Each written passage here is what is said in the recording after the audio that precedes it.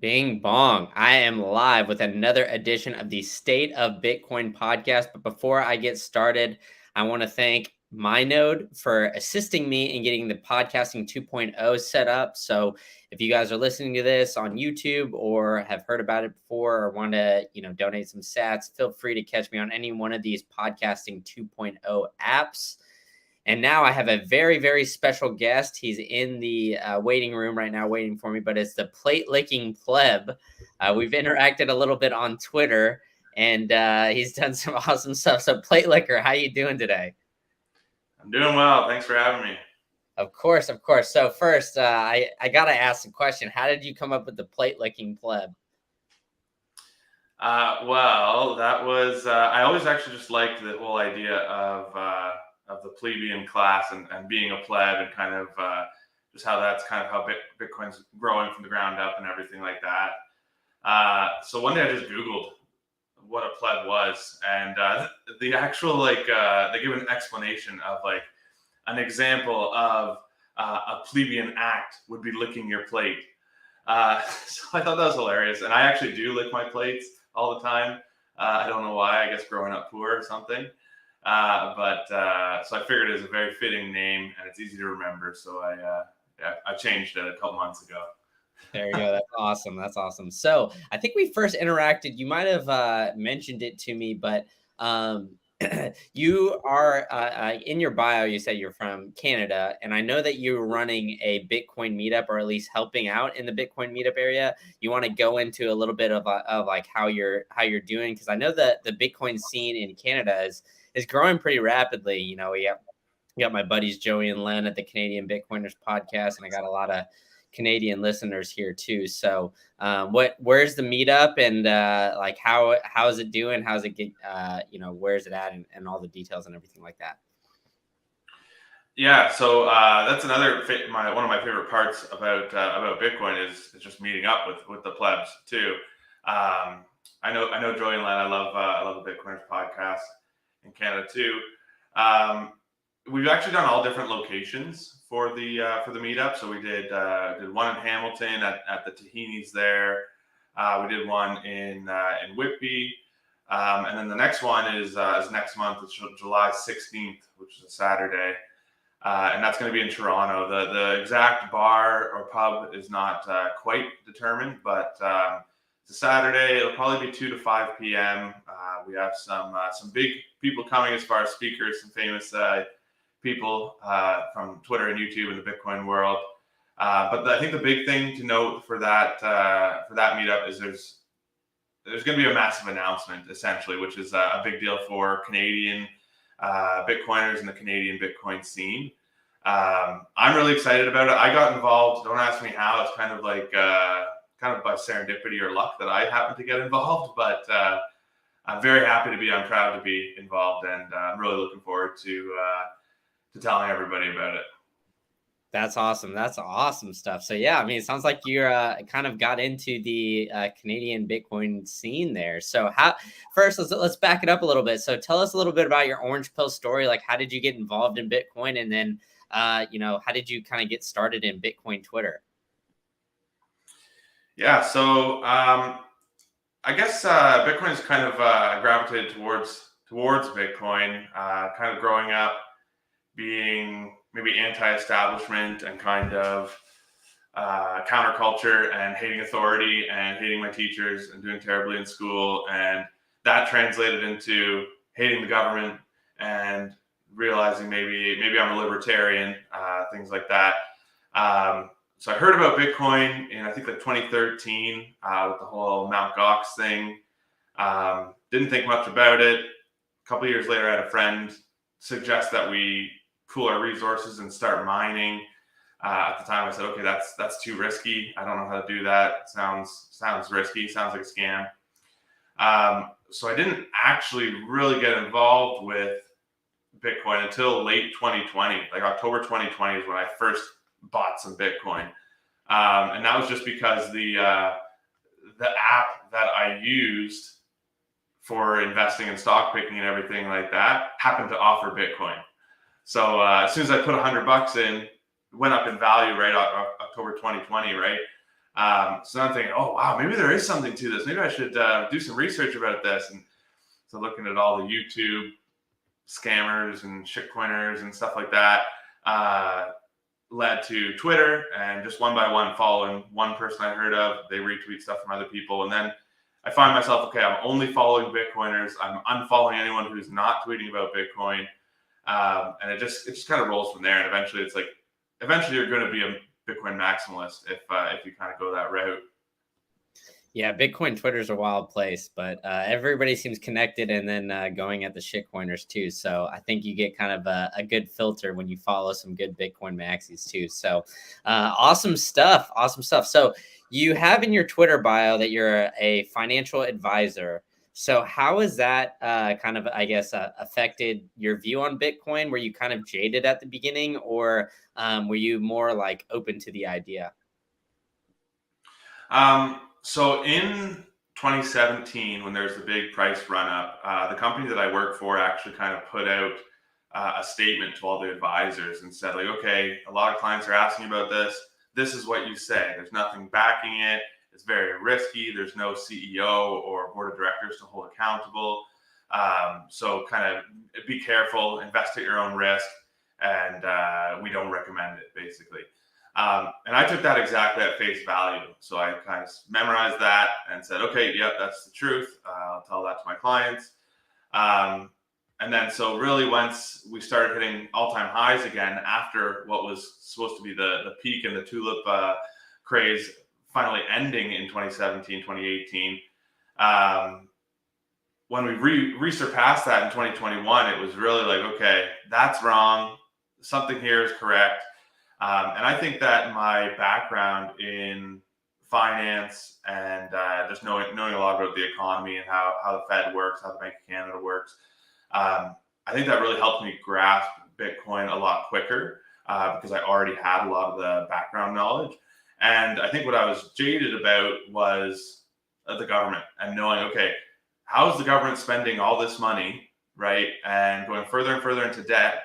In Canada, taxes really haven't went up too much at all in the past 7 years or so. So I couldn't get that straight in my mind of like, how is this whole system not just blowing up? So what Bitcoin clicked for me was, oh, it's the currency. That's why inflation is what it is. And inflation isn't 2%. That's why houses in my area have quadrupled in the past 10 years. So it kind of, I had the foundation already there, and then Bitcoin helped the final thing to click, and now it's like, okay, now my worldview makes sense. And that feels good for someone to all of a sudden, when life makes sense again. So I think that really cemented my maximalism as well. There you go. Yeah. I mean, I think like everybody kind of has that moment when you first go and go down the rabbit hole in Bitcoin where everything just kind of clicks like, okay, wait, the status quo really doesn't make, that much sense. So I think that's awesome that you think that your financial advisor background kind of helped you with that, because I feel like now a lot of financial advisors are kind of coming around to it. But they still don't fully understand it. They just see that, Bitcoin, and I've talked to a couple in like my other podcast too, and they always mention Ethereum too, because they say like those are the two biggest market cap ones, so they're not going away. They don't really understand the underlying technology, but it seems like you have actually gone down the rabbit hole and understand the technology and everything like that too, and the fundamentals and all that as well. So how has that kind of gone with your profession now? Are you like advising some of your clients now to purchase Bitcoin, or are like your clients asking you about it, or can you even disclose anything like that? Yeah, so part of the reason why my name is Plate Liquor, so I can talk about that stuff and not not lose my job.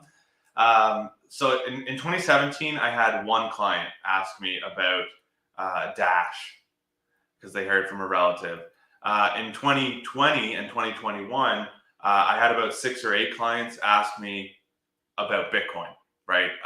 So I think that's my anecdotal evidence that even the normies are kind of getting that maybe Bitcoin is the one to be focusing on. So I'm actually not allowed to tell someone to buy Bitcoin. That would be considered in my line of business of giving advice to buy an individual security, which I'm not allowed to do. I could get a certain license, which is called an IROC license in Canada, and then I could sell like some of the Bitcoin ETFs that we have. But as it stands now, I'm not allowed to talk about it with clients. That being said, even though I'm a legacy financial advisor, I do have some integrity.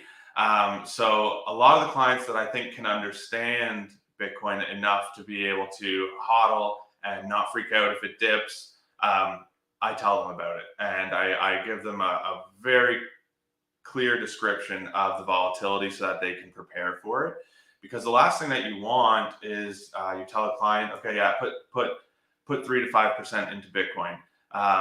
And then they sell once it drops 30%, right? Because then I'm a terrible advisor, right? So I do have to pick and choose who I tell about Bitcoin, but it's usually my biggest, most trusted clients that have some wherewithal about them as far as understanding markets and understanding why Bitcoin makes sense in the first place.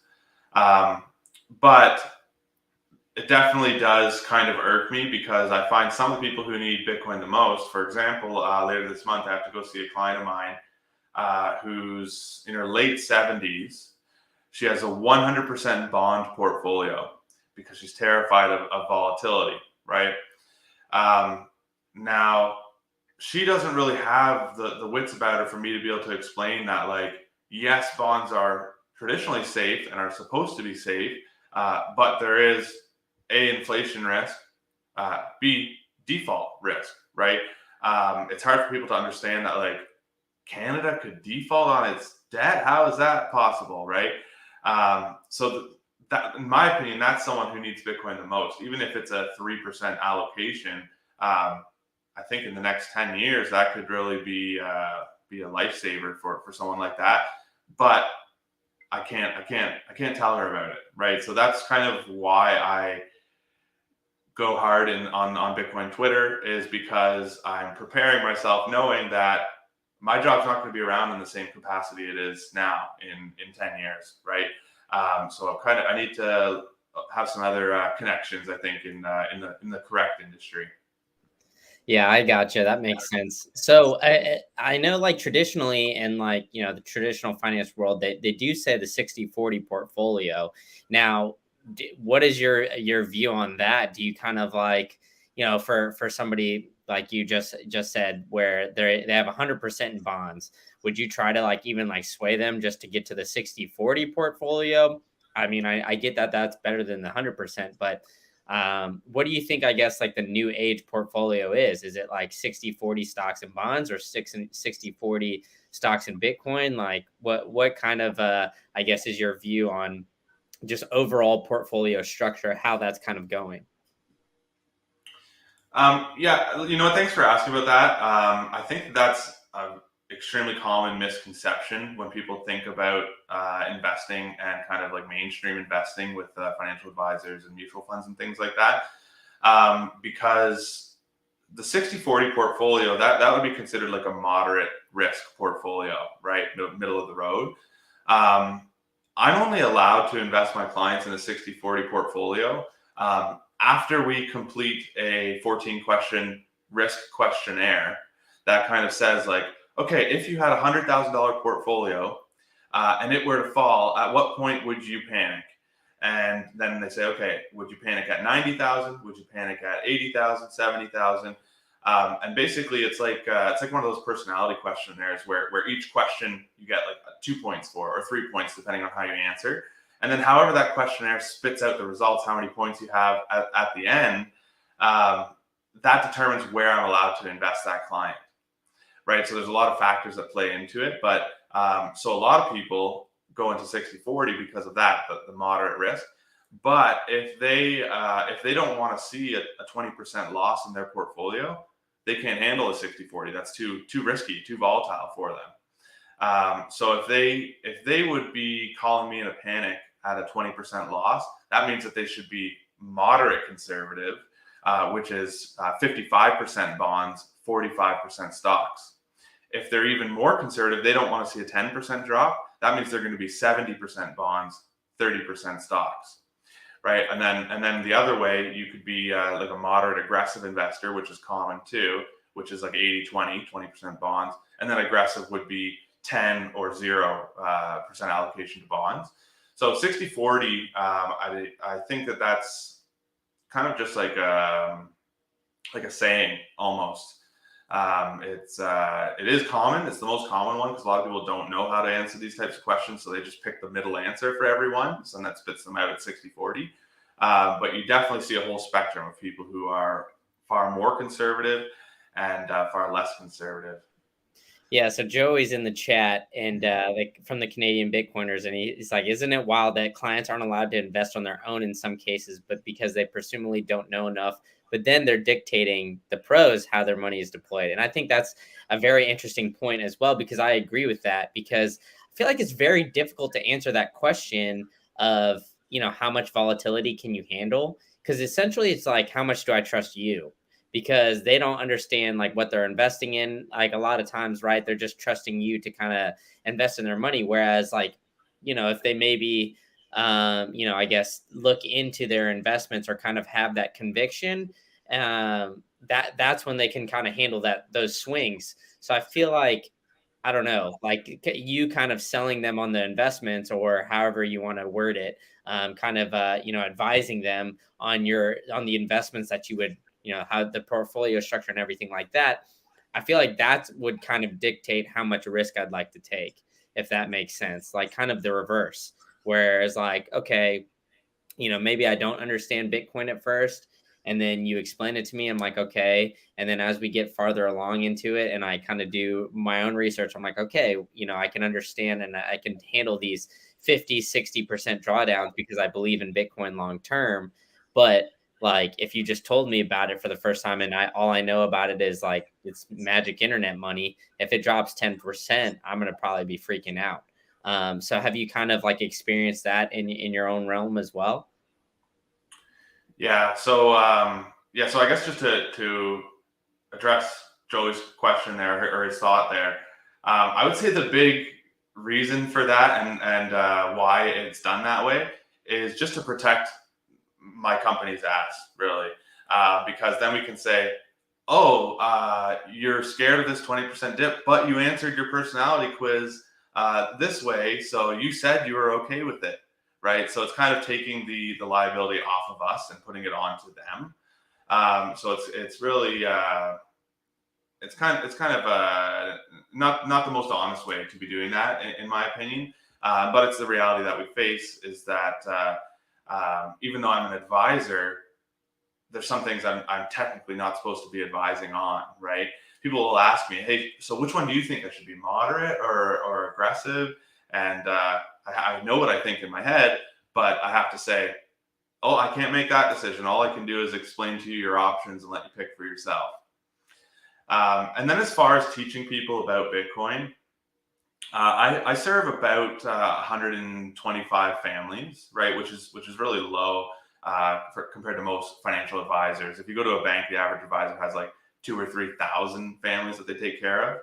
I keep it very low, and I kind of go higher net worth, right? And the idea is then I can spend more time with each family, right? But that being said, even with that few amount of clients, it's hard to explain everything that they need to know, right? Because we have to talk about taxes, we have to talk about life insurance, right? We have to talk about investing, we have to talk about their kids' education, everything like that, right? There's just so many hours in the day, so really giving them that level of education is actually not really feasible. What it would have to be is kind of educating close friends that much, right? And really getting them to understand Bitcoin so that they know how to hodl. Most people, you got to be careful educating about Bitcoin and then leaving them to their own devices, because then they'll end up in fucking Dogecoin or something like that in 2 weeks later, right? So I really have to be careful with that too, because for this old lady, for example, I do believe that her 100% bond portfolio will treat her better than any allocation of Dogecoin. So I do have to be a little careful on that front as well. Does that answer the question, or did I go on a different tangent? No, that answers the question for sure. So before we get into the current event stories, I got to ask: you have a guitar behind you, so how much do you shred, and what's your favorite track to lay on the guitar? So you might have seen some tweets from me, but I play almost exclusively the Chili Peppers. I've been playing my whole life, and pretty much only Chili Peppers nowadays. Or I'll make up my own songs that sound like the Chili Peppers. I got a Chili Peppers tattoo actually. That's my favorite band. That's what I play all the time. Basically, if there's some extra time in the day, or if I'm waiting on hold, if I got to call somebody, I pick that up and strum Under the Bridge, or Soul Squeeze, or Can't Stop, or something like that. There we go. The Peppers are a band, man. They've got some tracks for sure. So I definitely respect that choice, to say the least. So awesome stuff. Maybe we'll have you we'll have you rip one and post a video of it or something like that, and we'll look at it and get it across Bitcoin Twitter. Or maybe like we'll have you. Maybe you should get on stage at one of these meetups and just start ripping some chili peppers on there. I think that would be pretty cool. Get the people going. I am kind of a douche in that way. Kind of like playing at times that are like somewhat inappropriate. Oftentimes, if like I'm drunk and there's like another band playing and they go and take a break, I'll ask them and say, "Hey, like, can I play a song like during your break?" And half the time they're like, "You're not touching my guitar," but then other times they're like, "Sure, why not?" And then, so I'm the idiot of this group of friends playing guitar now all of a sudden at the bar. It's I'm always embarrassed the next day. That's for sure. Yeah, it happens. It always happens to me when I get up on stage and sing karaoke really drunk, because then I'll pick some dumb song that I can't read the words fast enough, and yeah, I'll embarrass myself too. So I can relate. But let's get into some current event stories. So I know you're Canadian, but a lot of these are a couple of these stories are more like U.S. based, but I feel like they kind of affect the overall Bitcoin ecosystem, and whatever happens in America kind of affects Canada as well. So the first big story, I believe, is that the Bitcoin bipartisan bill. So Senator Cynthia Lummis out of Wyoming, she's a big noted Bitcoiner. I think she's actually working with Jack Mallers on this as well. But her and Kirsten Gillibrand out of New York have been working to write this bill that is intended to encourage, quote, responsible innovation regarding digital assets and Bitcoin. So the bill is called Responsible Financial Innovation Act, and it essentially proposes which regulatory body regulates what. So it's their SEC and the Futures Trading Commission. And what I think is interesting about this bill is that it'll allow for purchases of $200 and less tax free. So it'll allow you to transact in Bitcoin. And then as well, it kind of forces lawmakers to define the differences between the securities and commodities. So it'll kind of make lawmakers like really look into the background tech of, Bitcoin and these other shit coins. So what is your opinion on, like, I guess, overall regulation of Bitcoin? And how do you kind of see this bill moving forward? Well, I guess at the end of the day, there is no real regulation for Bitcoin. There's only regulation for the pussy Bitcoiners who will follow the regulations, right? There's no one is regulating my use of Bitcoin, put it that way, right? The other thing that jumps out at me most is there really such a thing as irresponsible innovation? I don't think so. If it's irresponsible, then it's not really innovation in my mind. So I thought that was kind of dumb. But overall, I do think this is a good step for Bitcoin, right? Just because it adds legitimacy. And I think we'll kind of touch on a couple of these stories that we're covering today. Bitcoin adoption is held back because there's people who think it's magic internet money, right? They think it's just for nerds and it's not real, right? Half of us can't convince our wives yet that Bitcoin is actually important, right? So that's a big thing. So when they're actually talking about it in places like this, like the U.S. Senate, I think that's a big deal. So I do think it's a plus. I'm not going to say it. Sorry, I'm seeing Jordan in the chat. Mom walked in at the wrong time. Sorry, Jordan. But yeah, I don't think this regulation is not good for the world overall, but I do think it's good for Bitcoin because it adds that legitimacy. Bitcoin doesn't need this, right? I don't know who the hell is reporting small Bitcoin transactions anyways, right? I don't like anybody who knows Bitcoin enough to be making transactions. If you have a Lightning wallet and you're buying stuff with it or donating to those tally coins or something like that, if you're that much of a Bitcoin, there's not a chance of reporting this. So I'd like to see how many people actually report those small Bitcoin transactions. But like I Sailor always says, regulatory clarity is good, right? So that's what I think about it.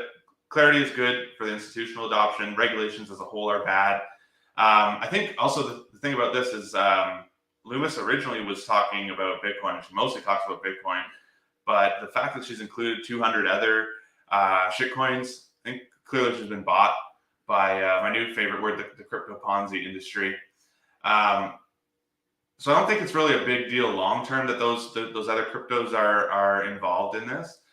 Short term, of course, a lot of noobs are going to get wrecked because if that's adding false legitimacy to the shitcoins, right? So people are going to then say, oh, it's legal, it's just a commodity, whatever, I can buy it, and then they're going to lose their life savings.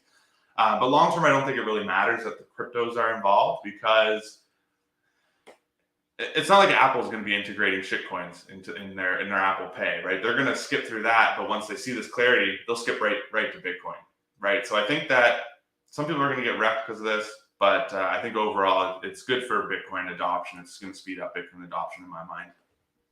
Yeah, I agree. And I think like some people are just kind of waiting for more regulation. I think at the end of the day, some more like they think it's like you said, like magic internet money. You have tough times convincing people because the government doesn't really say it's something safe. Most of the time, they kind of make regulations against it.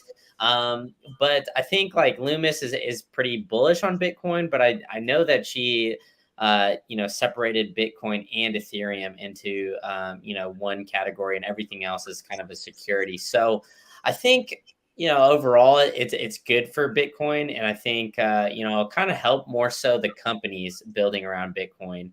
Just so like right now they're kind of roaming free. There's a lot of these shitcoin casinos going on and like being big in the news, and and I think just overall a lot of these companies too are kind of like looking for regulations. So once they get taxed or something like that, they're not hit with an unexpected bill or unexpected tax bill or something along those lines. So granted, I agree with you. I don't think that there's any regulation that's needed, but I think like, lawmakers are not going to let this go by without any regulation eventually. And so that kind of brings me to the next story that I'm going to bring up is the New York State advances another bill to kind of ban Bitcoin mining. So this is like kind of an interesting one because I've heard kind of two sides of the coin on this, which I never thought I really would. But New York State Senate has passed the bill. I think it's S6486D for those that want to go read it. And it'll invoke a 2-year moratorium on Bitcoin and cryptocurrency mining that use proof of work mining. And so basically that's just a straight up just a target at Bitcoin. So it's intended to crack down on Bitcoin mining that's connected to power plants that burn fossil fuels. And so I know that there's been coal plants that have been kind of stopped and brought back to power in order to mine Bitcoin in New York State. But overall, I mean, I just feel like there's no consistency in ESG narrative and all that kind of stuff. So what is your kind of overall opinion on the ESG and like Bitcoin mining using various power sources? Because I know Bitcoin mining is actually pretty big up in Canada. So ESG, that's one of those things that for me to give an in-depth answer, I would have to understand all that stuff. Which if you're going to ask me about science and global warming and stuff like that, the reality is I don't know. To me, it seems pretty ridiculous on the surface level that us as humans are going to wreck the planet with what we're doing, when there's volcanoes and stuff doing much worse all the time, right? Um, but I don't really know the ins and outs of that to talk about ESG too much. I do know that it's definitely being weaponized by policymakers and by governments all around the world. So what I think that this bill really means for Bitcoin is actually a big sign of legitimacy for Bitcoin's, where Bitcoin is going to end up at the end of the day, because I don't think that these politicians really think that Bitcoin is ruining the environment, right? New York is obviously the hub for finance, for the legacy finance in the world, right? So I think, to be honest, they're specifically attacking Bitcoin and proof of work because they know that it's replacing half of what they do right now, right? So I think that adds, it makes me feel more certain in what Bitcoin is going to do when this type of stuff happens, and when politicians start attacking Bitcoin, because it's like, oh, they know, and that's why they're doing this, right? They know what's happening. So I actually smile every time there's some sort of bill like this proposed. But correct me if I'm wrong. Does someone, like, this isn't actually passed yet? Doesn't someone else still have to sign it or something like that? Yeah, so it's kind of moved through the ranks and it's not officially passed yet, but it's kind of like in the works. And it kind of seems to be leaning that way that it will be passed. And so, yeah, you're right. Hasn't been, but it's just advanced the bill. And so I agree with you 100%. I think ESG, we got Dan in the chat here saying ESG is just goalposts that are indefinitely moving. And I agree with that statement 100%. So I think in Germany, I want to say, or in another country in Europe, they recently just said that the production of lithium batteries is now, not allowed in that country, and that's what electric vehicles use to drive. So, I mean, now it's like, all right, well, electric vehicles aren't necessarily like green, which is true because the battery waste and everything else. And I think people don't really think about the amount of power, the amount of like fossil fuels that are used to make like solar panels, like all this kind of stuff is just kind of promoted as green energy, when in reality I don't think it's really as self-sustaining and as renewable as people might want to make it out to. It does provide a lot of waste, and at the end of the day, I think it's like well over half of the Earth's energy is still run on fossil fuels, and it doesn't seem to be going anywhere anytime soon. So I think, like you said, ESG is just kind of being weaponized right now, and it's, yeah, like lawmakers are kind of scared where they're at the end of the day just kind of attacking Bitcoin to attack it. And yeah, I mean, I think that's an interesting point that you made. I didn't really think about that, about like the legacy financial system, but it all kind of makes sense, why they're doing it that way. It just, it is like New York is the one state that seems like really against Bitcoin mining, which I don't really understand, because at the end of the day, like I think in 2021 it was a $15 billion industry. So why wouldn't you want that industry to be in your state and bring a lot of jobs? It doesn't really make a whole lot of sense to me. But like a lot of politics doesn't always make sense to me as well, too. So I think you're right. Yeah, I think Bitcoiners are kind of looking to the ESG narrative more and more. And I think a lot of companies too are kind of starting to go against it, or at least people are kind of starting to speak up against it. I was at Bitcoin Miami conference, and there was Marty Bent was up on there with a couple CEOs of mining companies, and they kind of talked about bending the knee to this ESG narrative. And Marty got up there and he was like, yeah, you guys need to start standing your ground and say, like, we need to fight this. And I completely agree with him. I think if we, kind of keep bending the knee and just saying, okay, we're going to play nice, it's going to keep getting weaponized, exactly like you're saying. So I kind of hope for, New York, that this bill doesn't go through, but you never know what's really going to happen. So, I hope it kind of follows suit with states like Texas. I know Canada has been pretty friendly to Bitcoin mining as well. So I hope like, these countries and these states just kind of realize like it's such a big industry that it would be financially irresponsible to kind of restrict it like they're doing. Yeah, and not to mention, there's always so many unintended consequences between any type of regulation, right? If we look at what this whole clean energy stuff is doing right now geopolitically, and giving Russia all this power that they otherwise wouldn't have, like if the U.S. was producing as much oil as they could, as much energy as they could, and if Europe was doing the same, then we wouldn't be in quite as bad a position as we are now, right? So I think there's just basically there's nothing good a politician can ever do for the people in the long run. What I want to ask you though is, are they actually banning like proof of work for everybody? Like, is this going to affect home miners and stuff like that too? Yeah, so I don't think it's really going I mean, I don't think that they could essentially like track that or track that down. I mean, I wouldn't say that they would, go through that full process, but they're claiming it's a moratorium ban for 2 years. My kind of understanding of it too is like it's more so targeted at those that aren't using clean energy. So like I kind of mentioned that there's like coal mines that have been reopened to use that energy to start Bitcoin mining. So I think that these policymakers maybe want to target more of that opposed Mm-hmm. to just like the people that are actually using like quote unquote renewable energy. Mm-hmm. So I'll be interested to see kind of how this develops. I think like a 2-year moratorium just so they can like figure it out and understand it isn't the right move because, like right now is like a great time to kind of get set up, right? Because it's not really in a bull market yet. We're not having the run ups that we had like maybe a year or so ago. So I think like to get everything kind of settled and up to speed for miners now is like perfect to kind of prepare for the next bull run. So I don't know. I think that that's where they're going to target it most is like more so the quote unquote like the dirty energy, but um I don't think that they would kind of go door to door and knock and be like, "Hey, I know you're using a Bitcoin miner or something like that." I think those can kind of fly maybe a little bit more under the radar.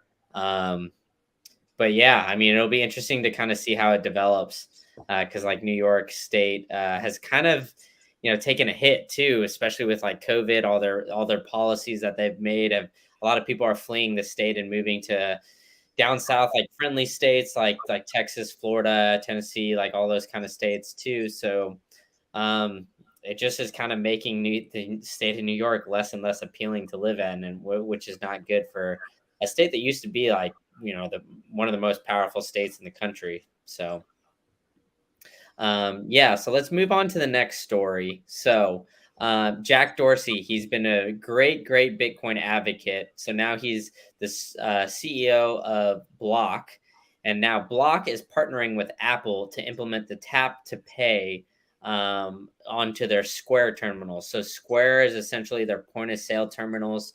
If you go into a lot of small businesses, they have them there. They have like card readers, and people even have them on their phones and things like that. I know the guy that I get my haircut from, he uses that as well. But right now, tap to pay, you can use Apple Pay on your phone. You can double tap the side, put it close to a register, and have it linked up to a card, and it could accept the payment immediately. And so, what I think is kind of interesting about this, and why I think like the logical next step of this is that Apple is going to essentially implement a hot wallet on your phone, whether it's Cash App or something else, where because you can have your Cash App card be on Apple Pay.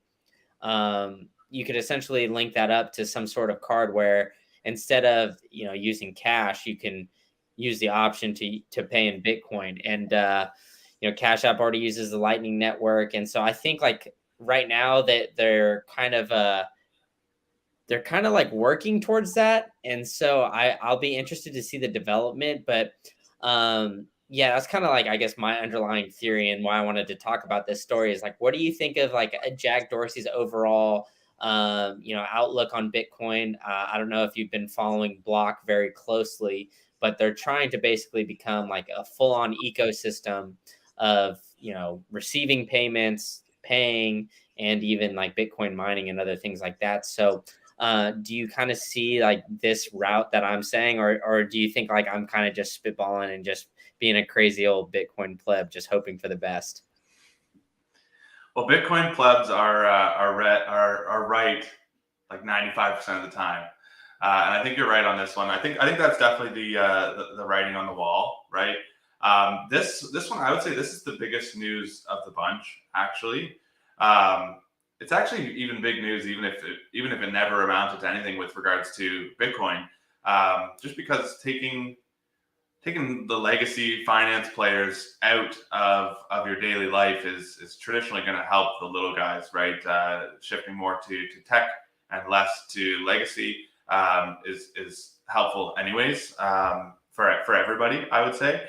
Um, but I think exactly what you're talking about is probably going to happen eventually, whether that's in 2 years or 5 years. And it kind of ties into the last two stories about how the regulatory clarity is really all that's left now, right? Because Jack Dorsey and Tim Cook, or whatever, one of their other top guys from each company, got together in a room, right? And there's not one chance that they didn't talk about Bitcoin, right? Because that's like Jack Dorsey's life mission now at this point, pretty much, right? So I think that this is huge for that reason, because this, in combination with just things in the regulatory framework becoming more clear, I think we're going to see that next. And Bitcoin's kind of neat like that sometimes, because all you need is one piece of big news like this, and that could be what enough buying pressure that breaks whatever, as Greg Foss would say, that the Wall Street algorithms that are keeping the correlation with Bitcoin and the Nasdaq. Big news like this breaks that, right? And that's when you get I think he calls it the gamma squeeze. So this is another one that credibility, it adds credibility to Bitcoin, right? As soon as that happens, even if there's not a lot of people in North America using it, right? Because I don't think a lot of North American people see no problem with just tapping their credit card or just using their fingerprint on their phone as is, right? But I think it adds the credibility. It's like, oh, Apple's getting into Bitcoin now too. Maybe I should look into it. And they might not ever use it for payments for many years, but I think that's adds that credibility. And they say, okay, maybe I could have it in my portfolio. Maybe I should be buying it. Oh, it sure is going up a lot. What's happening there? You know what I mean? That type of thing. But I think once Bitcoin is integrated in this too, that's going to play a big thing in some of the smaller countries, right? In these countries in Africa and different things like that. Because I think even the way Bitcoin payments now work with Lightning, with scanning the QR and clicking send, adding a note and everything like that, that's too complicated. I think where we live in a world where every single click matters. If your internet glitches and delays by like 1 second, you're pissed, right? So I think that just being able to tap with your phone and pay with Bitcoin is a huge improvement to having to scan a QR and do more than one click, essentially, if that makes sense. But yeah, I think what you're saying is definitely the writing on the wall and definitely what's going to be happening. No, I agree with you 100%. So, right now, I think, yeah, I agree with you that it's like, it's kind of a hassle to like pull out your phone. Then, okay, I got to open this app and then, scan the QR and then pay through Bitcoin or get like a Lightning invoice. Like, it's just that added step. Whereas, like, now you go, to, I don't know, some store, you pull out your wallet, you put in the chip or your card or whatever, or you tap your phone and it's just instant. So I think Bitcoin has a lot of development to go through where, those like second and third party apps, where, the payment rails just kind of become easier and more user friendly. And I think once things kind of become more user friendly, like people don't really care about what they're paying with. Right. So if like you go to a store and they say, oh, we only accept Bitcoin. Okay. Well, if it's easy to pay in Bitcoin, like I don't care. What does it matter if I do that? Right. So, and like people already kind of do that with like various apps. So say like, a Bitcoin app or a Bitcoin hot wallet, kind of like a Cash App, becomes almost like a Starbucks app or something, where it's like, okay, well, I go to the store, I know I have to use this Cash App, and I can just kind of tap or do something really quick. And, that's how I do it at this one place. I don't think that'll be like that big of a deal. And then maybe, the merchants can start to incentivize users to use Bitcoin opposed to using just fiat dollars. Because I'm already starting to see it. I don't know how it is in Canada, but there's a couple places here, local, like smaller, mom and pop shops, but they look at, that they give me a bill, and it's two separate bills. There's cash, and then there's card. There's cash, debit card, and then credit card. So I have three different options of how much something costs. And so, usually the cash is the lowest, debit's the next, and then credit card's the most expensive. And so I think, like, if you start to do that and add Bitcoin to that, maybe it'll lower prices even more. And especially in an inflationary time where everything's going up and expenses are going up, people will kind of gravitate towards that, as long as, as we're saying, it becomes lower and lower friction. Yeah, I agree. I kind of had a tweet about that when I was out east on vacation last month.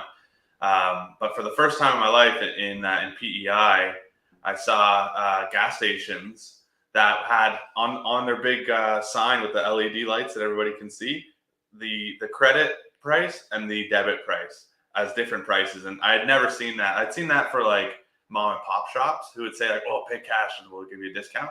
But I've never seen that for actually bigger, more legit companies like that. So I think we're going to move more in that way, right? Because a lot of people don't want to raise prices if they feel like they shouldn't, or they feel like they can't, right? So they'll have to try and expand their margins in other ways, right? So they're looking at how much are they paying MasterCard each month, right? So then they're going to be giving these incentives to have people use cash, or have people just use debit instead, or Bitcoin, right? Just to simplify their lives.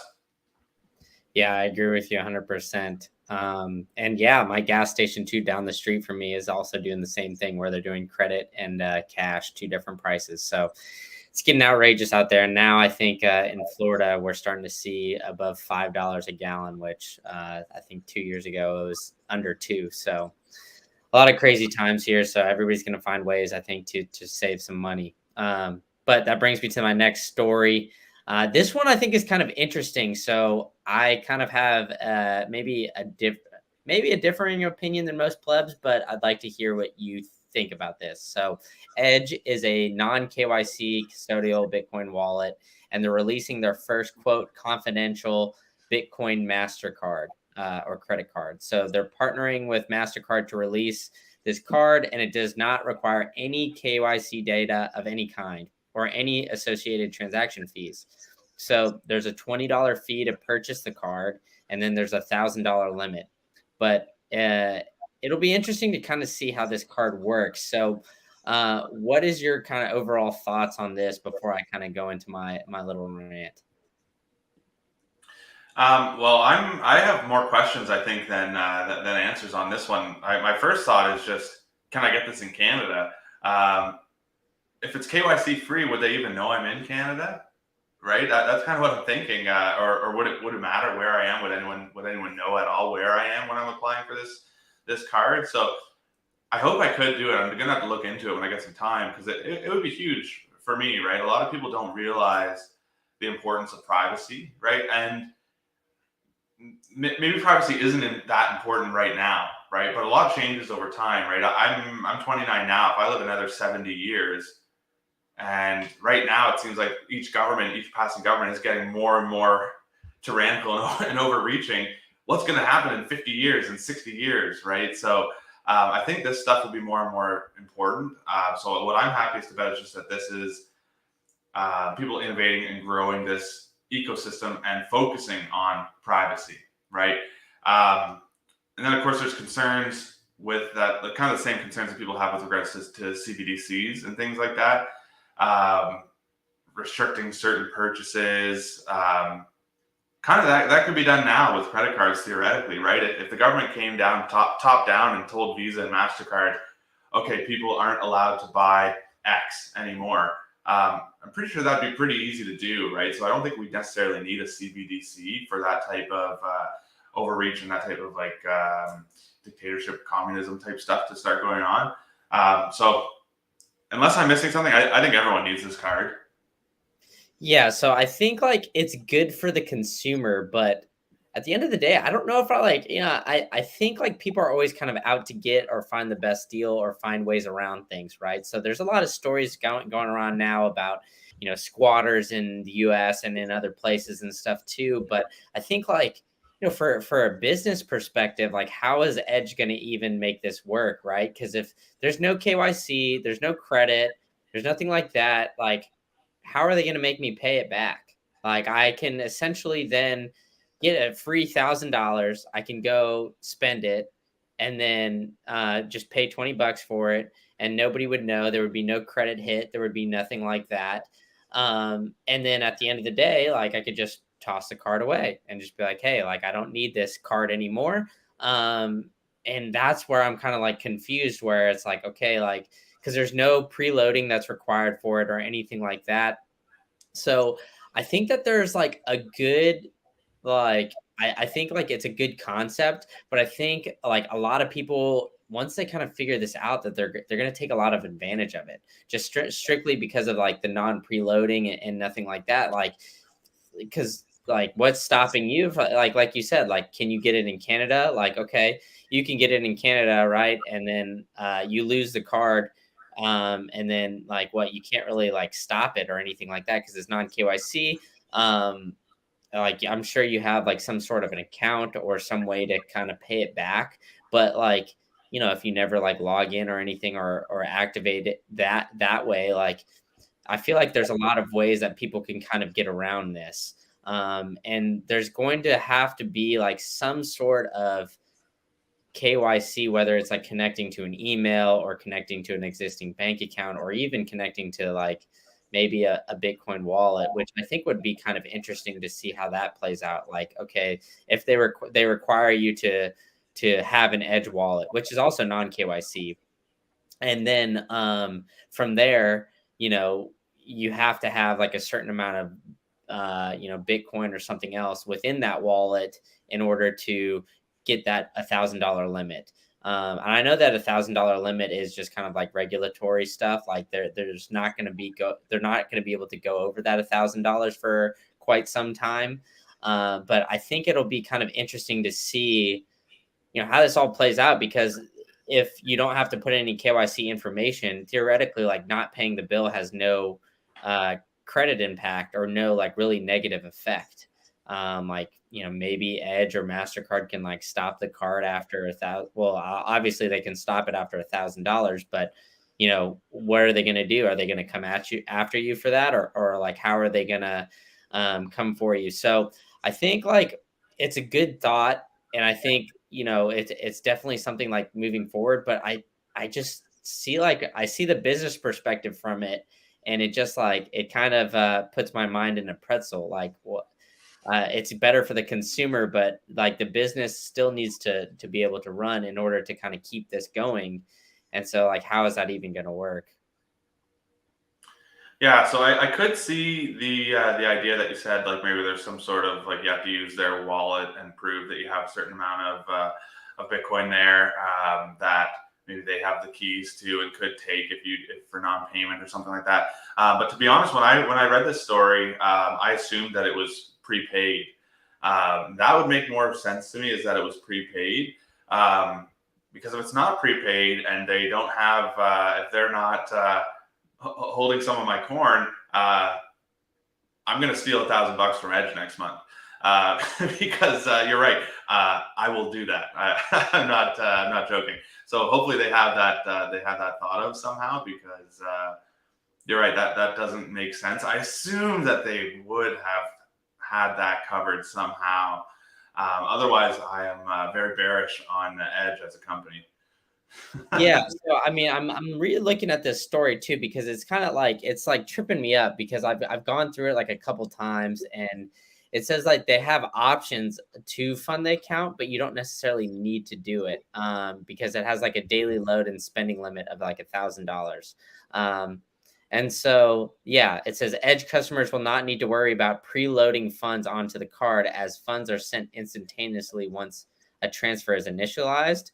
So I'm not really sure. I guess it's kind of like an Apple Pay or like a debit card maybe where you need to preload it like that. But then like at the end of the day, then that's kind of KYC then, I feel like, because you have to load it with like a debit card or like a bank account. So I think like it's kind of like it's like an interesting thought, but like somebody's going to have your data somewhere along these rails. So it's just yeah, like I agree with you there. Like I think like there needs to be like some sort of I guess regulation behind it and like not paying it back or anything like that. There's like really no penalties. So we'll see. I mean, I think like Edge is like kind of trying to be innovative with this.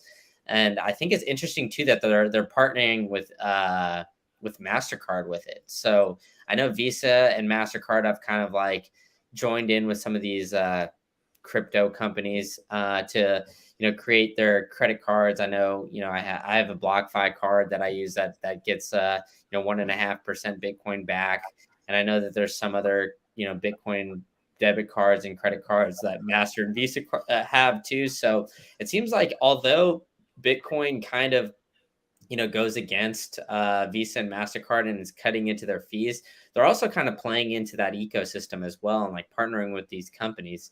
So I don't know. I mean, I think like overall, this whole thing is I think it's still kind of like confusing, and I don't see like a lot of like clarity as like, all right, this is definitely going to be the way and all that. I think there's still some question marks I have for some of these stories. Yeah. I'm interested to learn more, though. I could see Daniel said apparently Mastercard has denied any involvement in this. That if that's true, that's pretty funny. They want to be as far away from this as they can. I don't know if he's joking there, if that's true. I think he's joking because I'm looking at this article from Bitcoin Magazine that like but I mean, take it for what you will. Like Bitcoin Magazine published this yesterday, and it just said like that they're partnering with MasterCard. So we'll see. And like Edge has made an announcement from their company, so I guess maybe it could be one of those things like Edge announced it and MasterCard is like, I don't know what you're talking about. So I don't know. I mean, Edge seems like it's one of these companies that's like kind of on the come up. I know that they're trying to do their non KYC Bitcoin wallet, and I mean, from all I've heard of people and users that use Edge is it's very user friendly and things like that too, and allows you to hold your own keys. Edge is actually one of the sponsors of the Tampa Bay Bitcoin meetup too, so which is where I'm at. So that's kind of how I got wind of this story. But I think it's like I said, it's like an interesting company. It's interesting to see how like a lot of these companies will play out and find ways to profit.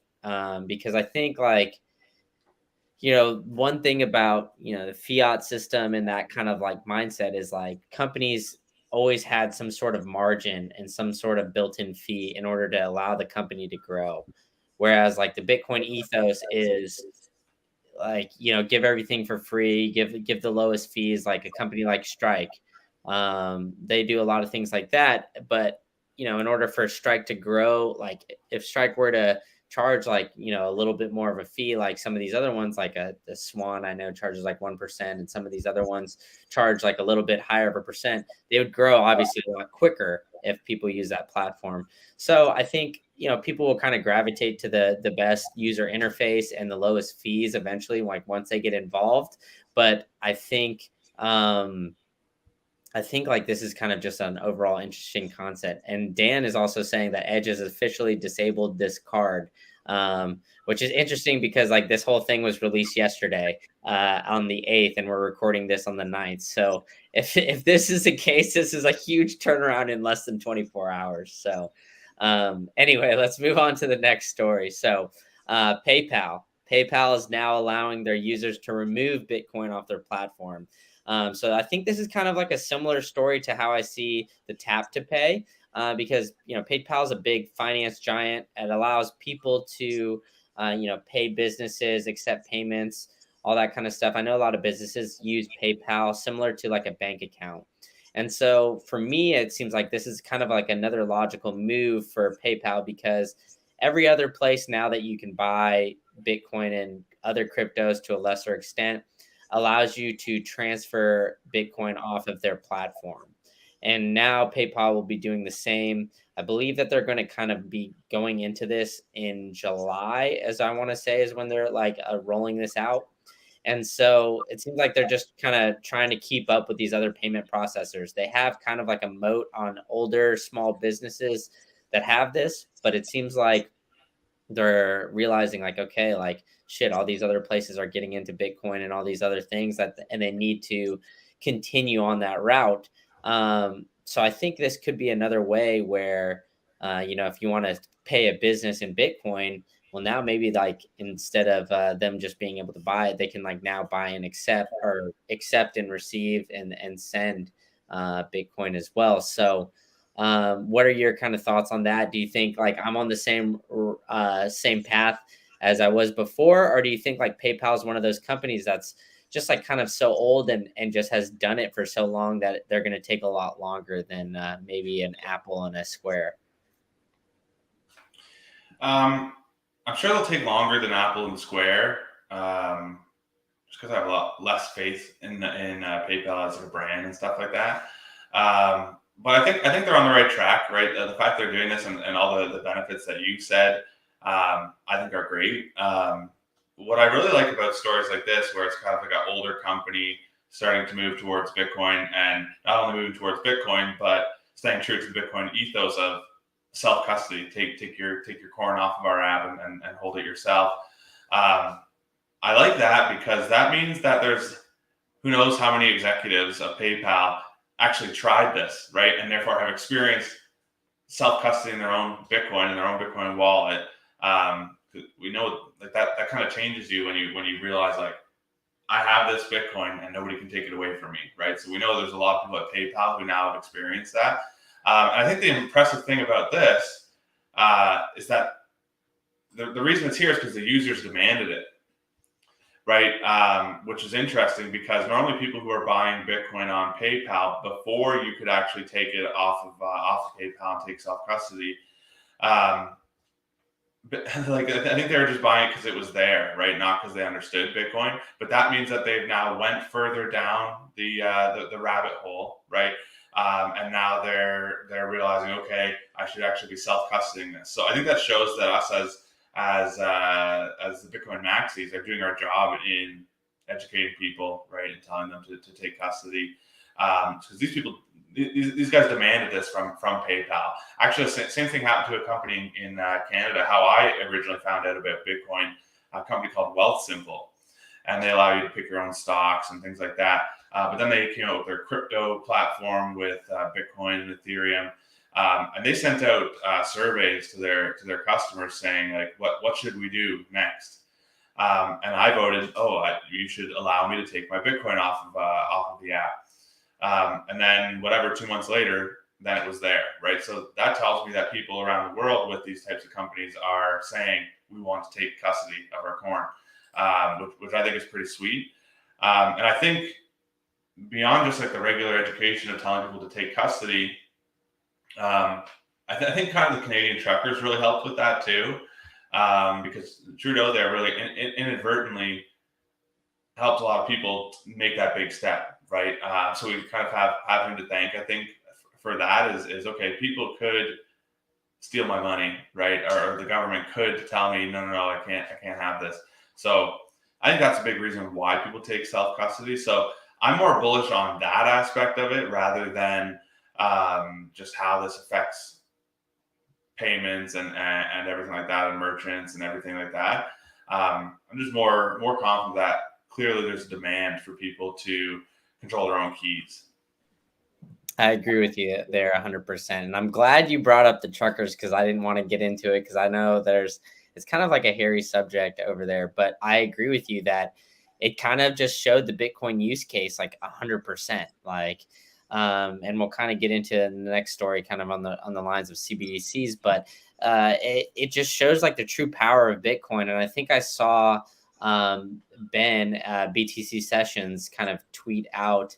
I can't remember the exact number, but it was a significant amount of payments that were made in Bitcoin to these truckers has never been confiscated, although they tried to confiscate a lot too. So, it's just like it's just showing the power of it right there. And I agree with you. It's like not your keys, not your coins. And we have somebody in the chat talking about donating there. So Romel said his neighbor donated to the truckers and literally withdrew his whole bank account and put it in his safe as his home. And he's still out of work since he had a job with the government. So a lot of fucked up things happen because of that. And Ramel, praying for your neighbor there. Hopefully he finds a job or something like that. And I also saw Plate Liquor's hiring, so maybe he's got something where he can help. But yeah, I mean it's just like all these countries and like governments kind of being pretty tyrannical. Like recently, I think it's just the COVID crisis kind of just gave everybody a little taste, and I think that's kind of elevated the use case for Bitcoin, and in kind of turn has made people more bullish and has brought more people onto it. Whether it's like the money printing or the control aspect, I think 2020 was a very, very big year for Bitcoin, and it was kind of like an unintended big year. But like you said, some of these policies have unintended consequences, and I think that was one of the unintended consequences. Is it showed a lot of these Bitcoin use cases. And so let's get into this next policy, or policies. So I saw this article where 105 countries are exploring the use of CBDCs. So that's a very, very significant number. It represents 95% of the global GDP, and it's like 50 countries are in the advanced phase of exploration, meaning they're in the development, pilot, or launch. And currently, there's 10 countries that have launched the currency, with China being the biggest country, and it's looking to expand its CBDC in 2023. Some notable countries in the development stage of the CBDC are South Korea, Japan, India, and Russia. And so what is your overall opinion of CBDCs and all these countries kind of exploring it? Do you think it's kind of par for the course and expected, or do you think like it's just going to kind of push the average person more towards Bitcoin? So I'm kind of of two minds. Part of me is actually like really scared of CBDCs, and I in the past have avoided thinking about it, to be honest, because because I don't want to go down that rabbit hole in my mind and think what will happen. But then on the other side, I think it depends on the timing of it, and it really underscores the importance of. We think it's like fun and kind of cool to introduce people to Bitcoin, but I think CBDCs are the real reason why us as early Bitcoiners, it's very important to us to really orange pill our friends and family and as many people as we can, because if the CBDC comes and becomes mandatory before there's widespread adoption or at least knowledge of Bitcoin, like it's kind of too late almost. You know what I mean? If people don't have a way of buying Bitcoin, then it makes things a lot harder for us. So I think it's like this should be our motivation to really get out there and tell our friends and family, like, this isn't about making money. This is serious, and this could potentially be life or death, right? There's all the standard things that people say about CBDCs, and they say, okay, well, if there's more like COVID type stuff, quarantines, they could enforce that, because then you can't go buy stuff outside of the time that you're supposed to be in the house and things like that. And it ties right into the last thing about the truckers and your story about your neighbor there. Because the same thing happened with my family members too. As soon as the Emergency Act was invoked, I texted basically my whole family, right? My mom, my sister, my dad, and kind of said, take money out of the bank. You should have money that accessible. You need enough money in cash to at least bribe a border guard to let you cross the border, right? And that was my thinking, and I would still stand by that, right? It seems like these restrictions have been eased, but who knows if they're coming back this winter, right? If things cool down, say, oh, cases are worse, right? So you never know what's coming back. CBDCs, that's like one of the good things about having an extra incompetent government like we do in Canada is they'll probably be slow with it. I hope. So hopefully we have another 3-5 years where we can really kind of get that Bitcoin life raft to the people that matter most to us and to as many people as we can. Because if you have Bitcoin, a CBDC shouldn't scare you, right? Like I said before, you can't regulate my Bitcoin. Like the government might be able to regulate my neighbor's Bitcoin if he doesn't know what he's doing or didn't take self custody. You can't regulate mine, right? You can't force me to use a CBDC. So that's what I'd say is it's kind of terrifying, but it does definitely provide a strong use case for Bitcoin.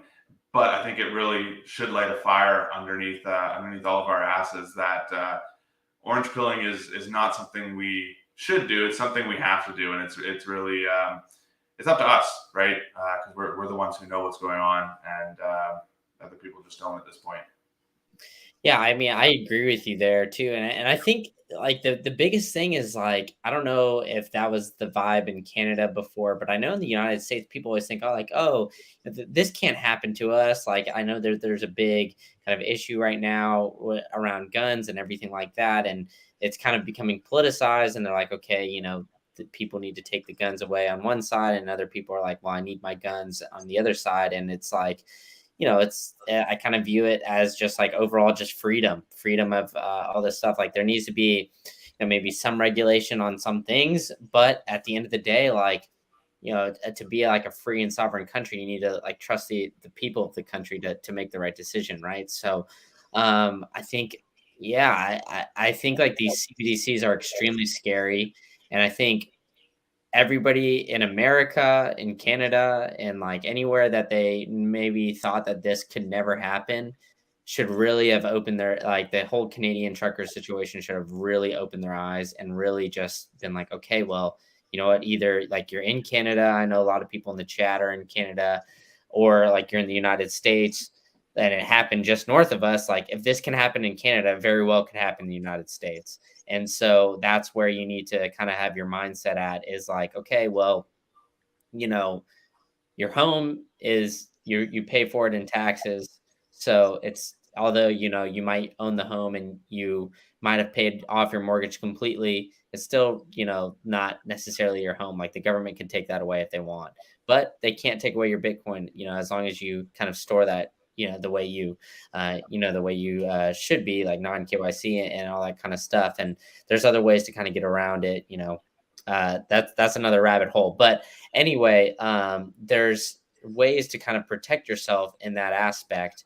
And I think, you know, that instance and, this whole, COVID pandemic and everything like that has kind of opened a lot of people's eyes where now they're waking up and they're like, okay, like this freedom aspect of Bitcoin is even bigger than just, the hard money principles of it. It's more so, the freedom and the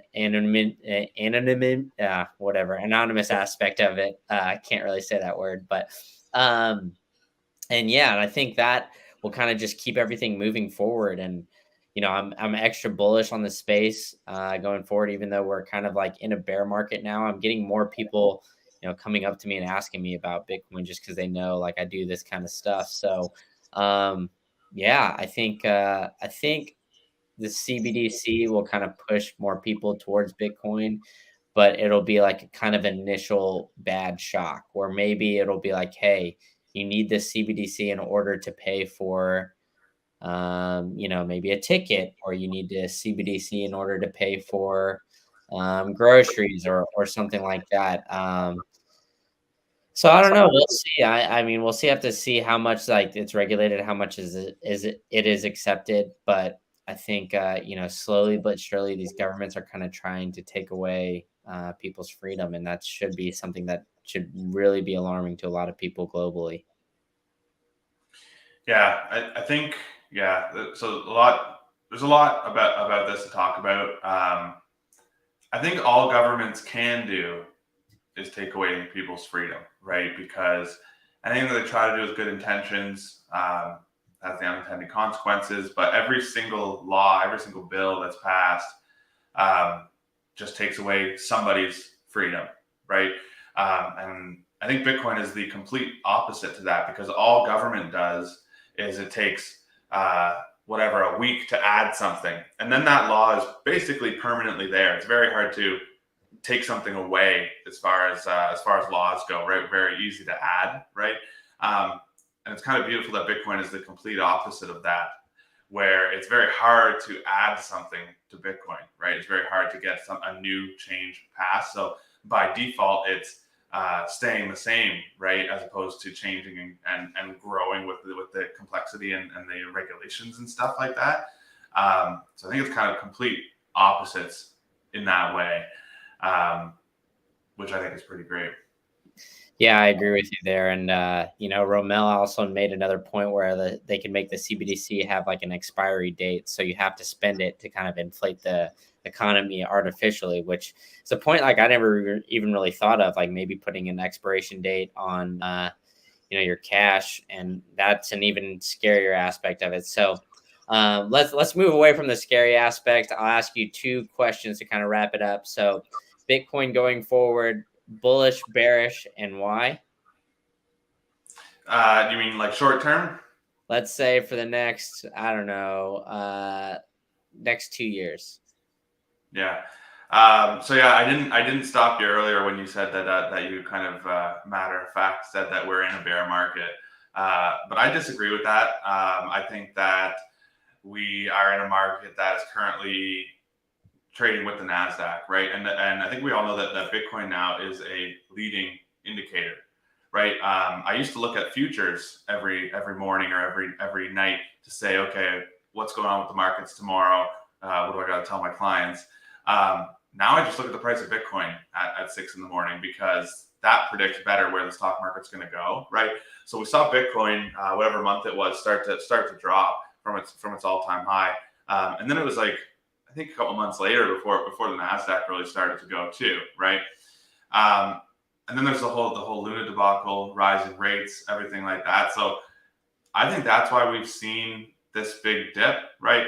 I don't think we're actually in a bear market as far as like the halving cycles go and everything like that. I do think that any day now it's going to be something like Apple and Block all of a sudden doing Bitcoin or something like that. That's just going to be enough to have enough people smash by that if it breaks the algos on Wall Street, right?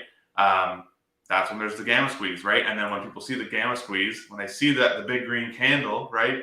That's when people now are FOMOing, which drives more green candles. So I think we're going to see another all-time high. And people kind of scoff at people when they say that nowadays, but Tim Draper's saying it, right? Tim Draper was early in Hotmail, right, and early in Tesla, and he's extreme Bitcoin bull now. He wears Bitcoin socks for God's sakes, right? And he's saying this is a billionaire saying that we're not, that's still a bull market. So scoff if you want, but I think we're seeing all-time highs this year. Hey, I hope I'm wrong. But I mean, also, I don't know. Maybe if I'm right, we're just scooping up some cheap stats too. So I think there's positives to both. Like the bull run will get more people in, but also I do enjoy this time getting Bitcoin at a price where I think we might not see it ever again in the next couple of years too. So yeah. Now, last and final question. You've kind of like alluded to some of your interactions in the Bitcoin space. But what is your craziest Bitcoin interaction that you've had, like just being on Bitcoin Twitter? And then I want you to tell me a little bit about that news clip that I saw that used to be pinned on your Twitter, but I see now that it's not. But they called you the plate licking pleb on I don't know, maybe a talk show or something or what it was. But yeah, go into those things. Yeah, so things happen fast in Bitcoin. So I'll talk about that first, and then I'll talk about, because that's probably the coolest thing. But I had something more recently that's interesting as well. So what that was back in January. Mike Novogratz had his stupid tattoo of the wolf howling at the moon, and by then it's like, okay, if you have this much money and you don't understand, you don't see a shitcoin for what it is, right? So my knee-jerk reaction was just to tweet and say, this is going to be so embarrassing in like 6 months. And so I tweeted that and then thought nothing of it. But then, like maybe a month ago or 2 months ago, someone tweeted at me and said, hey, plate liquor, we just Liz Clement or Clement or however the hell you say that, just mentioned you on stage at the Security Token Summit with Tim Draper. And I was like, what? Like, is this a scammer? Like, is this what's going on here? I didn't think anything of it.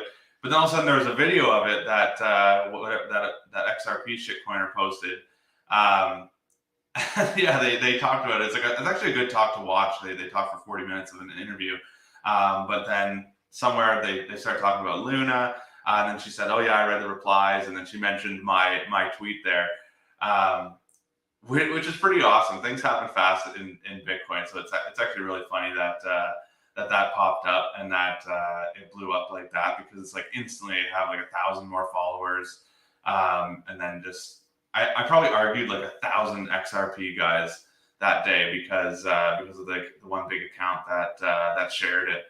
So that was really cool. It'd be hard to say that that's not like the coolest story in Bitcoin. But I will talk about more recently.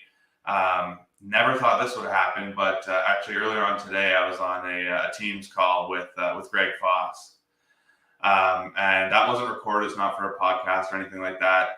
It's actually just because I asked him for help. If I basically want to start orange pilling the company I work for. I've secured a meeting with our chief investment strategist next Wednesday. And so I'm going to be presenting to him some of the fidelity reports that Yuri and Timur put out. But then also I want to talk about, if you guys don't know, Greg Foss's kind of main thesis is Bitcoin as credit default swaps, and what he calls the fulcrum index, where you kind of look at basically sovereign debt and Bitcoin acting as insurance on that debt. And basically where that ends up is, okay, Bitcoin should be at least a 1 to 3% allocation to any bond portfolio, which I personally agree with. So I'm likely going to be talking about that as well next week. But it was really kind of surreal thinking like, okay, a year and 4 months ago, when I was just becoming a maxi, I was listening to Greg Foss, and he's like really making things click in my head. And then to think that now, today, he sent me an email asking for my cell phone number. So it's really cool how small of a world that it is here. So that's what I would say to everybody here is just message people. If you want to get something going and you need help with something, I would send the DM or send the tweets, because things tend to take off. A lot of people in Bitcoin are giving their time and energy and their expertise for free because they want to see Bitcoin succeed. And that's a very powerful human emotion. So I think if you want to interview someone bigger on your podcast, if you want to start a meetup, if you need a sponsor for something, I would just send the DMs or send the tweets and ask, because I think you'll be really surprised of what actually happens. Foss is the hardest worker in Bitcoin, in my opinion. Yeah, Foss is a great advocate for Bitcoin, and he's awesome. And I agree with you 100% there too. That's been my experience. So I just want to echo that sentiment. If anybody, wants to reach out to anybody, I've, gotten very positive responses. And Bitcoin especially, because I have two podcasts. So one's like more on the like FinTwit side, and that I have a little bit harder time getting guests. But Bitcoin, never. I always have people kind of connecting me to other people, saying interview this, and people sending me people's information too. So it's always been, the Bitcoin Twitter and Bitcoin space has been very, very positive, and I agree with you there. A lot of people are giving their time for free just because they want to see it succeed. So on that note, I know we've ran a little bit over, but Plate Liquor, I really appreciate your time tonight. Why don't you, I guess, sign us off and tell people where they can find you, and I guess what you got going on in the Bitcoin space. I know we talked a little bit about the meetup, but why don't you give that information again too?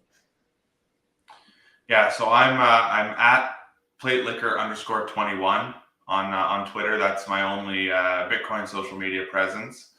I'm a nim there, but what I have going on is the big one is the meetup coming in July.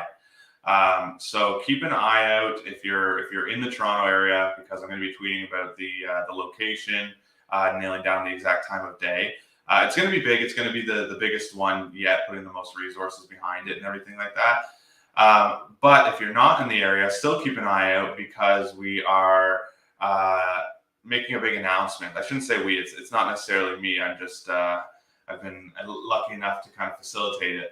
But there's going to be a big announcement for Bitcoiners in Canada about something cool going on later this year. So that's July 16th in Toronto. It's a Saturday. But follow me on Twitter, shoot me a DM or a tweet, and looking forward to meet you all. Plate Liquor, thank you so much. Thank you so much for your time. July 16th, everybody in Canada should be there. Make the trip to Toronto. I don't know how far that is, but it seems like a central location in Canada. So everybody make the trip and go. It sounds like there's a big announcement. So I'm really excited to hear about that. And hopefully we can convince Joey and Len and those other guys to start promoting that as well. So on that note, Plate Liquor, thank you so much for your time. And we'll be in contact. I'll be following you, and everybody who isn't following them, go follow Plate Liquor underscore 21. So, all right, thanks so much. Thanks for having me.